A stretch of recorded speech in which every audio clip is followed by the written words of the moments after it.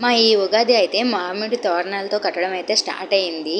ఈ మామిడి తోరణాలు ఈజీగానే రెడీ చేస్తాం కానీ ఇది పెట్టేటప్పుడు అయితే కొంచెం ఇబ్బంది అయితే అయ్యింది.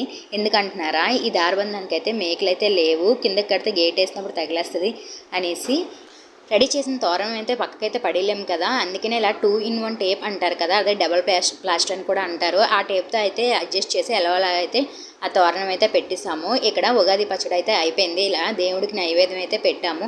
ఇలా మేము ఆకుల్లో అయితే పెడతాము దేవుడికి నైవేద్యం.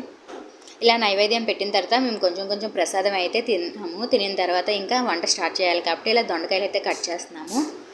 ఈరోజు ఏంటి దొండకాయ కూర అనుకుంటున్నారా, మేమైతే నాన్ వెజ్ అయితే ఏమీ తెచ్చుకోవట్లేదు. చాలా ఇళ్ళల్లో అయితే నాన్ వెజ్ వండుకుంటారు ఈరోజు అయితే.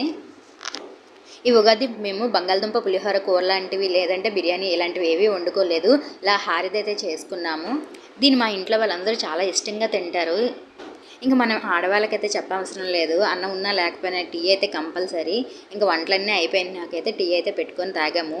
టీ తాగేటప్పుడు 10:30 అయిపోయింది. ఈ వీడియో మీకు నచ్చినట్లయితే లైక్ చేయండి, షేర్ చేయండి, సబ్స్క్రైబ్ చేయండి. Thank you for watching.